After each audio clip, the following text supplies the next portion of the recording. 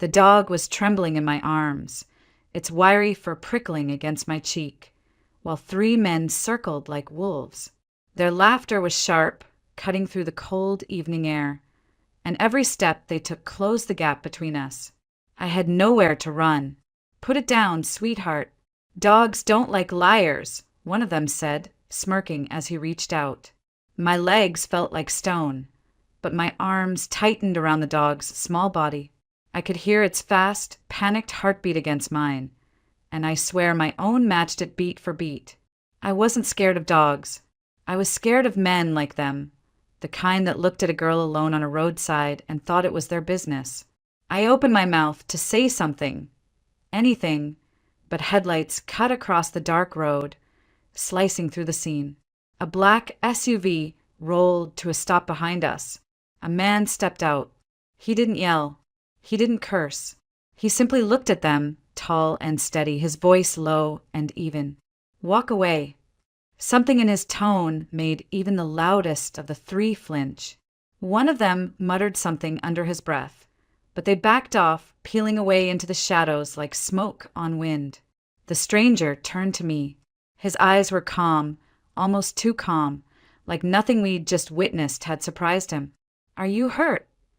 I shook my head, hugging the dog closer, though my arms were shaking. He glanced at the dog, then at me. "Does it belong to you?" "No. I found him." I couldn't finish. He nodded once, then held out a hand. Not to touch me, but to take the dog. "He's scared. You are too. Let's get you both out of here." There was something about the way he said it, matter of fact, yet oddly gentle, that made my resistance collapse.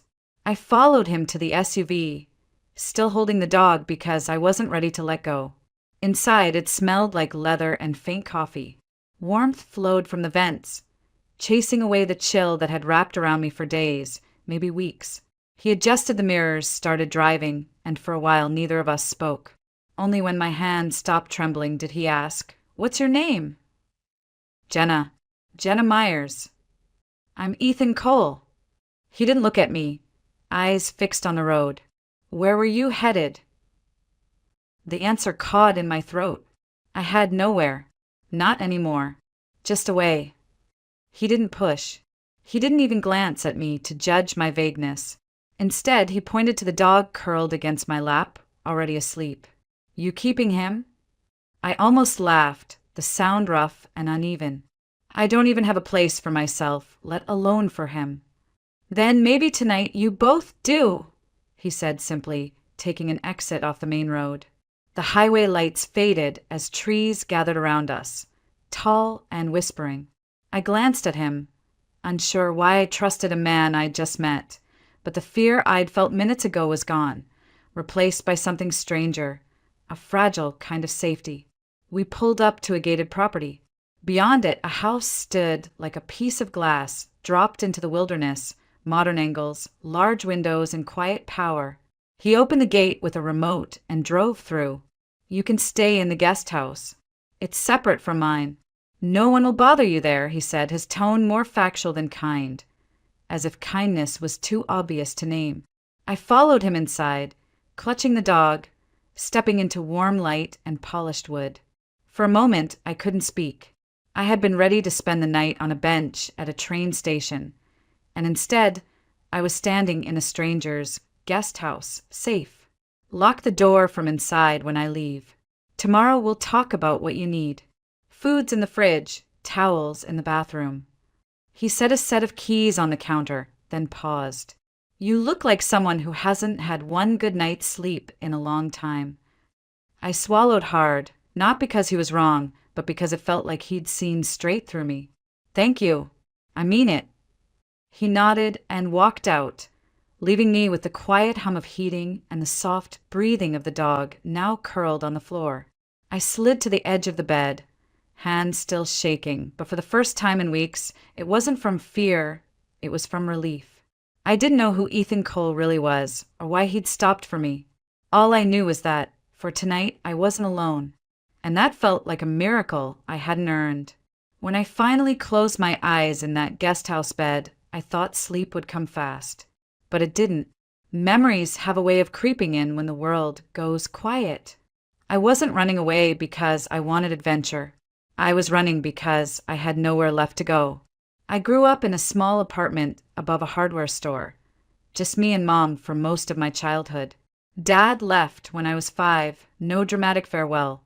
Just a note on the counter and a bank account emptied to the last cent. Mom cried for weeks, then hardened like stone. She worked double shifts at the hospital, always tired, always on edge, but she made sure I had what I needed. When I was 17, she met Mark. He was polite at first, too polite. He brought flowers, washed dishes after dinner, laughed at all the right jokes. I wanted to like him, if only for Mom's sake. She deserved someone to love her back, but over time his tone sharpened, like knives you don't notice until they cut. Mark didn't like me. I don't know if it was because I reminded him I was part of Mom's life before him, or because I wouldn't just vanish into my room every time he came home. He started small, comments about how I left my shoes by the door, how the fridge was always empty, how I never did enough to help. I was helping. I always had. At 16, I worked weekends at a cafe, saving for college while taking care of our bills whenever Mom fell short. I studied accounting because she said it was safe, stable, something that would keep me from repeating her mistakes. I listened, even when it chipped at my own dreams.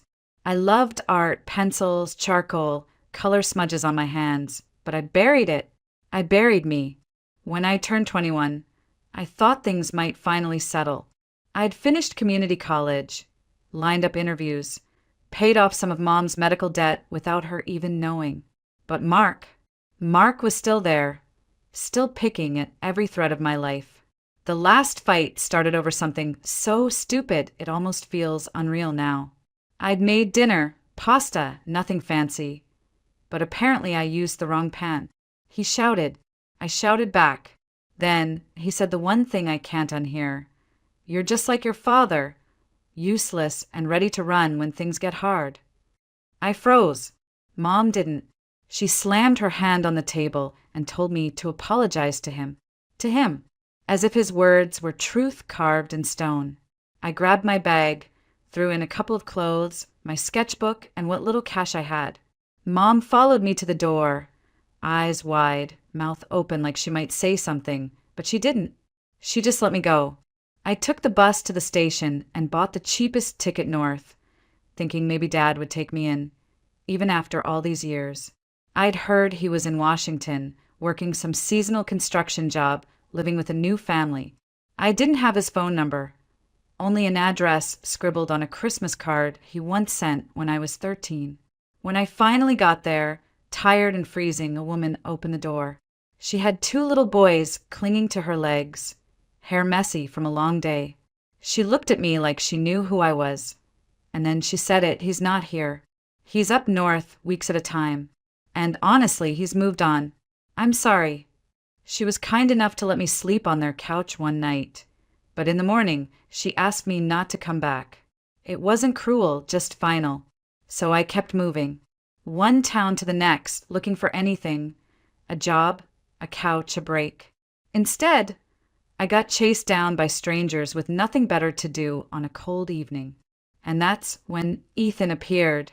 Lying there in his guest house, I felt something I hadn't felt in years. Safe. But safety is dangerous when you're used to fighting for every scrap of it. Part of me whispered not to trust it. People help because they want something, right? That's what Mark always said. Still, there was something about Ethan's voice, steady and unbothered, like someone who doesn't need anything from you at all. Someone who just shows up. Maybe tomorrow I'd thank him properly. Maybe I'd leave before I overstayed. But tonight, wrapped in warmth I hadn't earned, I let my eyes finally close. And for the first time in weeks, I slept. I woke up to sunlight streaming through tall windows, warm and golden, like it had been waiting just for me. For a moment, I didn't know where I was. Then I saw the dog curled at the foot of the bed and remembered. Ethan, the SUV, the guest house. The dog's tail thumped when I stirred. "Morning, buddy," I whispered, rubbing his head. His whole body wiggled like he'd just won the lottery. For all I knew, maybe he had. We both had. I showered in water that didn't take 3 minutes to warm up, used a towel that didn't smell like bleach from a laundromat, and stood in front of the little kitchenette wondering what to do next. Leave. Stay until he told me to go? I wasn't used to kindness with no strings attached. A knock came at the door. My pulse jumped, but when I opened it, it was just Ethan. Jeans, gray t-shirt, hair still damp like he'd come straight from his own shower. He looked less intimidating in daylight, though his eyes were the same. Calm, measuring, like he carried his own storms but didn't let them spill on anyone else. You sleep, he asked. I nodded. Yeah, better than in a long time. Good. You hungry? I hesitated. Accepting food felt like accepting a favor I'd have to repay. A little. He stepped back. Come to the main house when you're ready. And bring him. He pointed at the dog, now wagging his tail like crazy. Breakfast was eggs, bacon, and coffee strong enough to wake the dead. I ate slow, aware of how surreal it all felt, me. A stray girl with a stray dog, sitting in a kitchen that looked like it belonged in a magazine. When I finished, Ethan pushed a folder across the counter. This is a job description. I need someone to keep the place running. Laundry, cleaning, cooking when you feel like it. Nothing crazy. Pays fair, and you can stay in the guest house rent-free as long as you want. I blinked. You're offering me a job? You need one. I need someone I can trust. His voice was steady, like it was no big deal, like offering work and housing to a stranger was just Tuesday for him. But you don't even know me. He shrugged. I know you picked up a dog and held your ground against 3 guys twice your size. That's enough character reference for me. I stared at him, not sure whether to laugh or cry. I'm not a housekeeper. I mean, I can cook and clean, but good enough, he cut in. You'll figure it out. If you want it. I should have said no. I should have thanked him and walked out before things got complicated. But when I looked out the window toward the guest house, sunlight spilling across the grass like a welcome mat, I couldn't. Okay, I whispered. I'll do it. Something softened in his expression. Just for a second, like a cloud parting. Great. You start today. There's a credit card for groceries, supplies. I'll show you where everything is. By noon, I had my own set of keys, a closet stocked with cleaning supplies, and a refrigerator that actually belonged to me. It wasn't glamorous work, but it was mine. For the first time since leaving home, I wasn't drifting.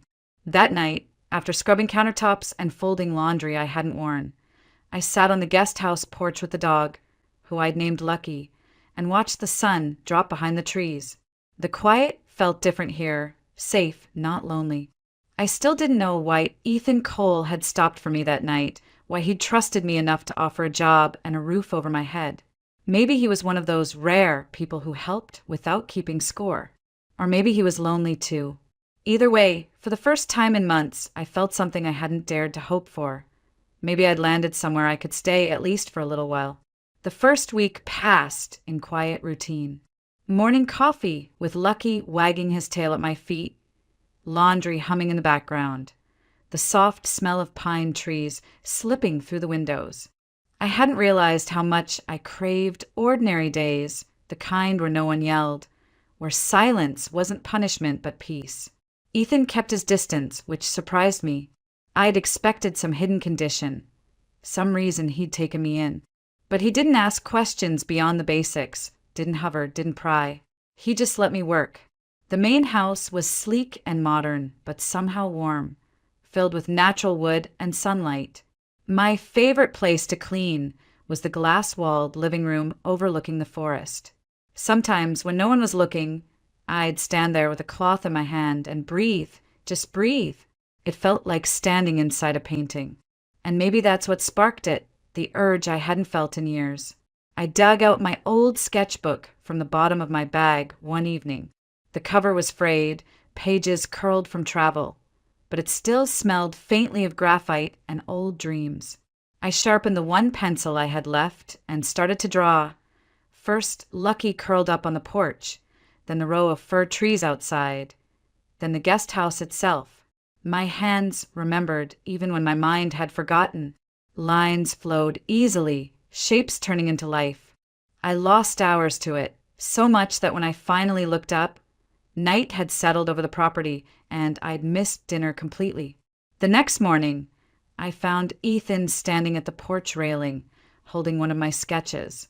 I froze, heat rushing to my face. "This yours?" he asked, turning the paper so the early light showed every pencil mark. "Yes." "Sorry, don't apologize." He looked at it for another moment, then at me. "You're good. Really good." I shrugged, uncomfortable. "It's just a hobby." I was supposed to be an accountant. Safe job, good pay, stable. His mouth tilted just slightly. "You sound like someone repeating what they were told to want." I didn't answer because he was right. That night, he came back from town with something under his arm, a set of sketch pencils and a pad of paper, crisp and new. "For you," he said simply, setting them on the counter. "I can't accept this. You're working. You're earning. Call it an advance on your paycheck." My throat tightened, the kind of tight that comes when gratitude is so sharp it hurts. "Thank you." He nodded once and went upstairs, leaving me staring at the clean white pages like they were some kind of doorway. Maybe they were. Over the next weeks, I filled them. Lucky sleeping by the fireplace, the way morning mist clung to the tree line, even Ethan once, just his silhouette against the kitchen window as he poured coffee. He never said much about the drawings, but every now and then, I'd catch him glancing at one with a look I couldn't quite name. And me? I was changing. I wasn't just cleaning a house. I was building something inside myself I'd thought was gone. The fear I'd carried from my mom's apartment, from Mark's words, from every closed door on the road, it loosened. Slowly, quietly. One night, as I sketched Lucky with his head on my lap, I realized I hadn't thought about leaving in days. I hadn't rehearsed excuses or mapped bus routes or counted how many dollars I had left. For the first time in months, maybe years, I wasn't surviving. I was living. It had been almost a month since that night on the roadside. I'd slipped into a rhythm. Early mornings with coffee and Lucky. Afternoons cleaning. Evenings sketching by the big glass window while the forest whispered outside. For the first time in a long time, life felt safe. And then she arrived. I was in the kitchen, kneading bread dough for dinner, when I heard the sound of tires on gravel. A sleek silver car I'd never seen before stopped outside the main house. A woman stepped out, tall, elegant, the kind of beauty you see in magazines. Hair glossy and perfect, heels clicking against the stone walkway. She didn't belong here in the quiet woods. She belonged somewhere loud, where people looked at her just to feel small.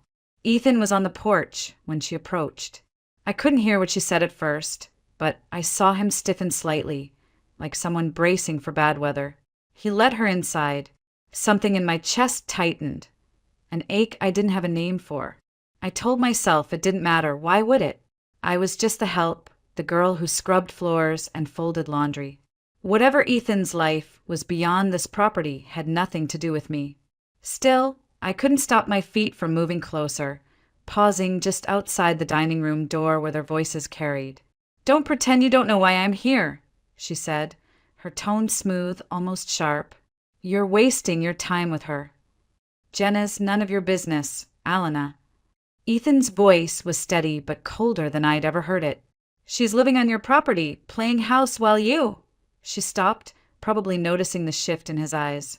"I'm just saying, you have a reputation. People will talk." There was a silence long enough to make my skin prickle. "Let them," Ethan said finally. "You don't get to tell me who I help." Alana scoffed. "Help?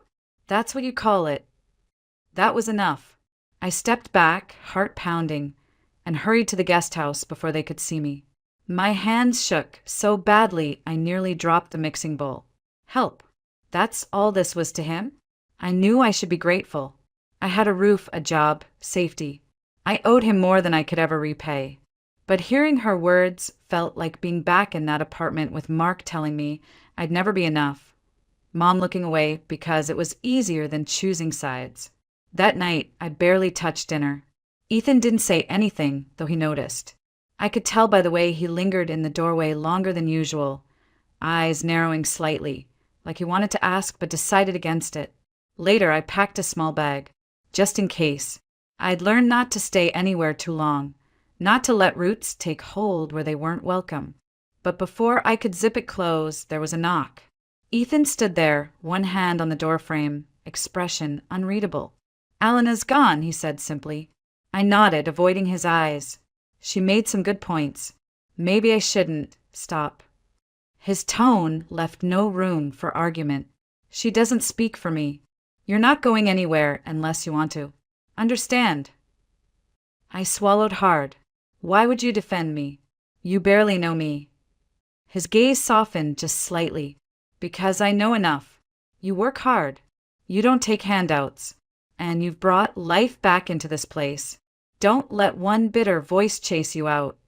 I didn't answer, because I didn't trust my voice not to crack. Instead, I nodded and sat down on the edge of the bed, feeling like my chest might cave in from relief, and something else I didn't want to name yet. Lucky curled against my feet, as if agreeing we weren't going anywhere. Not tonight. 2 days passed after Alana's visit, and things felt different. Ethan wasn't avoiding me, but there was a heaviness in his eyes I hadn't seen before, like he'd been carrying a weight I couldn't name. He still left early for work, still came home late, but now he lingered more, asking how my day was, what I'd drawn, whether Lucky had chewed another pair of boots. One evening, just as I was drying dishes, he stepped into the kitchen, cleared his throat, and leaned against the doorframe. "Can we talk?" I set the plate down carefully, because his tone wasn't casual. "Sure. What's wrong?" "Nothing's wrong. It's about my parents." He paused, eyes drifting to the floor before meeting mine again. "They're coming to visit this weekend. It's complicated." I tilted my head. "Complicated how?" He hesitated. "My dad's health isn't great. Heart issues. And my mom worries about me, about him, about everything. I haven't exactly given them a reason to stop worrying." I frowned. "What do you mean?" "They think I'm alone too much. They've wanted me to settle down, start a family." His mouth quirked as if he were laughing at himself. "This visit, they'll be pushing that again. And I don't want Dad stressing." I didn't see where this was going. "So, what do you need from me?"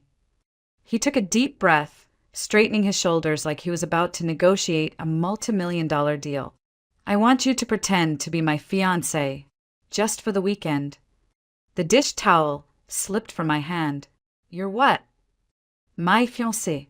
It doesn't have to be dramatic, just enough so my parents believe I'm happy, that I'm building a life. They'll go home relieved, and Dad won't worry himself sick." I stared at him, waiting for him to laugh, to say it was a joke. He didn't. "You want me, your housekeeper, to suddenly be your fiancée?" His jaw tightened slightly. "You're more than a housekeeper, Jenna. And yes, I'm asking you, because I trust you, and you make this place feel alive again." My cheeks burned. I turned away, fumbling with the towel. "Ethan, this is crazy. What if they see through it? What if I mess up?"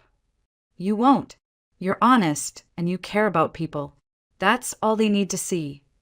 The silence stretched. My mind raced. Images of me, smiling awkwardly next to Ethan while his mother eyed me. His father wondering who I was. Every instinct told me to say no. I'd spent most of my life trying not to stand out, and this would put me directly in the spotlight.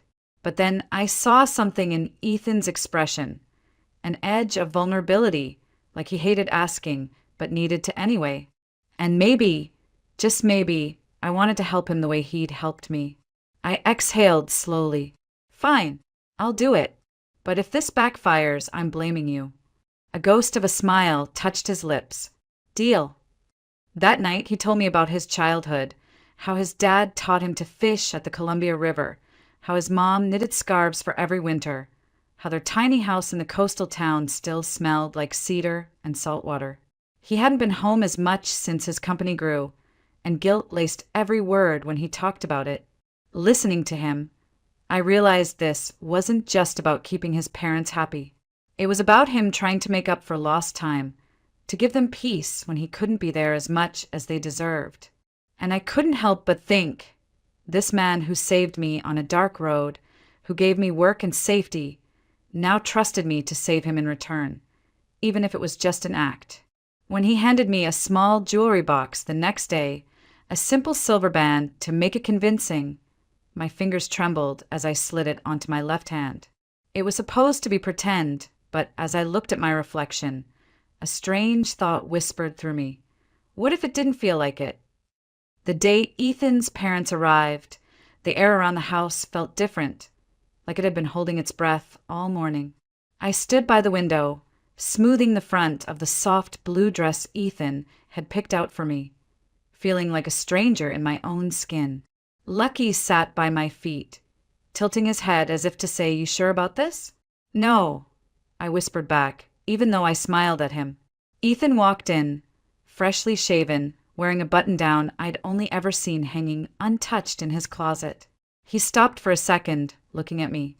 Not a long stare, not dramatic, but long enough for heat to rise in my cheeks. "You look perfect," he said quietly, then cleared his throat and straightened his cuffs like he hadn't just said that. Before I could respond, tires crunched on the driveway. A silver sedan appeared, and out stepped a woman with kind eyes and a scarf wrapped around her neck, followed by a man with silver hair and a careful, slow walk. "Ready?" Ethan asked. I nodded, gripping the simple silver band on my left hand, the one he'd given me to sell the story. My pulse drummed in my ears as we stepped outside. "Mom, Dad, this is Jenna," Ethan said, and his hand slipped into mine, warm and steady. "My fiancée." His mother's eyes widened in surprise, then softened into joy so quickly it made my chest ache. She pulled me into a hug without hesitation, her voice trembling slightly. "Welcome to the family, dear." I was starting to think I'd never get to meet the one who tamed him. I laughed nervously, but Ethan squeezed my hand once. A silent "you're doing fine." His dad shook my hand firmly, studying me with sharp eyes that still somehow held warmth. "He's lucky, you know," he said, nodding toward Ethan. "Don't let him forget it." The weekend unfolded like a dance I hadn't rehearsed for but somehow knew the steps to. We cooked together, shared stories around the fire pit, even took a slow walk along the property line while his parents reminisced about raising Ethan near the ocean. I played my part, smiling, leaning into Ethan's arm when his mother asked how we met, laughing at a story about him falling out of a tree when he was 8. It should have felt fake, but it didn't. The way he looked at me, steady and warm, made it feel alarmingly real. On the second night, after his parents had gone to bed, I sat on the porch, staring at the stars. Ethan joined me, handing over a cup of tea. "You were amazing today," he said softly. They haven't smiled like that in a long time. "It's not hard to like them," I said, cradling the warm mug. "They're good people." He nodded, quiet for a while. "You remind me of what home used to feel like." The words settled in my chest, heavy and light all at once. I looked at him, really looked, and for a moment I forgot we were pretending. His hand was resting next to mine on the porch railing, close enough that I could feel the heat from his skin. I pulled back before it went too far. This was temporary. It had to be. The next morning, his mom gave me a gift, a soft, hand-knitted scarf in shades of cream and gray. "I made this last winter, not knowing who it was for," she said, smiling. "Now I do." Something inside me cracked. No one outside my mom, well before everything went wrong, had ever made me something by hand. I hugged her, hiding the sting in my eyes. When they finally drove away Sunday afternoon, waving until the car disappeared down the road, I let out a breath I didn't know I'd been holding. "You okay?" Ethan asked. I nodded, clutching the scarf. "Yeah, they're wonderful." "They loved you," he said simply, watching me with that unreadable expression again. And for the briefest moment, I wished it wasn't pretend. I wished every word I'd said Every look we'd shared was real. But wishes are dangerous things. The house felt too quiet after his parents left, like their warmth had lingered in the walls but then slipped out the door with them. I walked into the guest house, still holding the scarf his mother had made, soft and warm against my fingers, and sat on the bed. It had been pretend. Every smile, every touch, every fiancé whispered in front of them, it was all an act. Yet my chest ached, like I'd just lost something real. That night, I couldn't sleep. I kept replaying the way Ethan had looked at me when his mom hugged me, the way his fingers brushed mine when we'd reached for the same coffee mug. He was kind, steady, safe. And I was falling for him, hard. But people like me didn't get to fall for people like him. I'd been a runaway, a girl with no family to introduce, no grand plan for the future. He was successful, established, the kind of man who had options, and I was just the option that happened to be convenient. The next morning, I made a decision. When Ethan came down for coffee, I was already at the counter, bag packed and Lucky's leash in my hand. His brow furrowed instantly. Going somewhere? I forced a smile. Yeah, I think it's time. You've done so much for me, Ethan, more than anyone has in a long time. But I can't keep staying here. I don't belong. He stared, stunned silent for a second. You don't belong? Jenna, where is this coming from? I swallowed hard, gripping the leash tighter. You don't need me. You just wanted a fake fiancé for a weekend. And I let myself believe it was more. That's my mistake, not yours. His jaw tightened, but his voice stayed even. Is that really what you think? That you were some prop? What else would it be? I whispered. He stepped closer, his eyes searching mine. Do you have any idea what you've done since you walked into my life? This house used to be silent.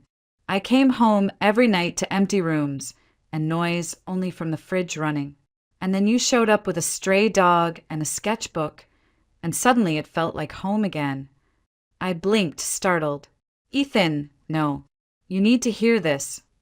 His voice softened, deep and rough all at once. When I asked you to pretend, it wasn't because I needed a lie.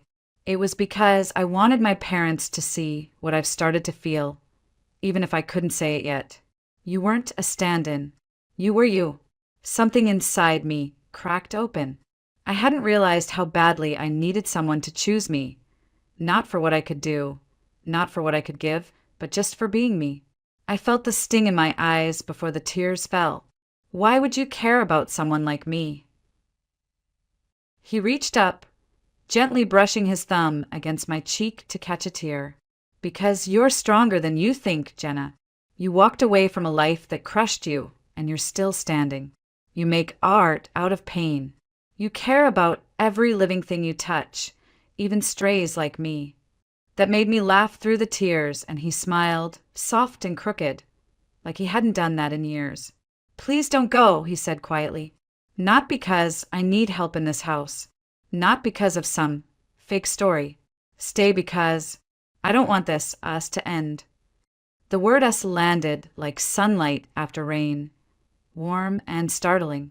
I dropped the leash and stepped closer, the scarf still clutched in my hand. Okay, I whispered, barely audible. I'll stay. Lucky barked once, as if sealing the deal, and Ethan laughed, a real laugh, deep and unguarded. Then he pulled me into his arms, slow and certain, like he was afraid to break the moment. For the first time in years, I wasn't running from something. I was running toward someone. 3 months later, the guest house wasn't a guest house anymore, it was home. My clothes hung neatly in the closet. Lucky had his own bed by the window, and my sketchbook collection had doubled, then tripled, until I had to buy a shelf just to hold them all. Ethan's parents visited more often now. Each time, his mother hugged me like I'd always been hers, slipping another homemade scarf or a jar of her peach jam into my hands. His dad teased Ethan about finally growing up, but every word dripped with pride. They didn't look at me like I was pretending anymore, because I wasn't, and neither was Ethan. We were still learning each other, still figuring out what it meant to be two people from different worlds, choosing the same path. But there was no pretending in the way he reached for my hand at the grocery store, or the way his eyes softened every time I laughed, or how he sat quietly on the porch while I sketched, like he didn't want to disturb a sacred moment. One crisp Saturday morning, he told me to dress nicely. "Just something comfortable," he said, grinning like he was keeping a secret. I followed him to a small building in town, with a scent of oil paints and paper hung thick in the air. It was an art gallery. My art gallery. He'd spoken to the owner weeks ago, showing her my sketches without telling me. Now they hung on the walls, Lucky curled on the porch, the forest mist behind the guest house. Ethan himself leaning against the railing with that thoughtful expression he always tried to hide. My throat tightened as people walked around, studying them, pointing out their favorites. "Ethan, I can't believe you did this." "You deserve it," he said simply, standing behind me, his hand warm on my shoulder. "You gave this place life again. Let people see what you see."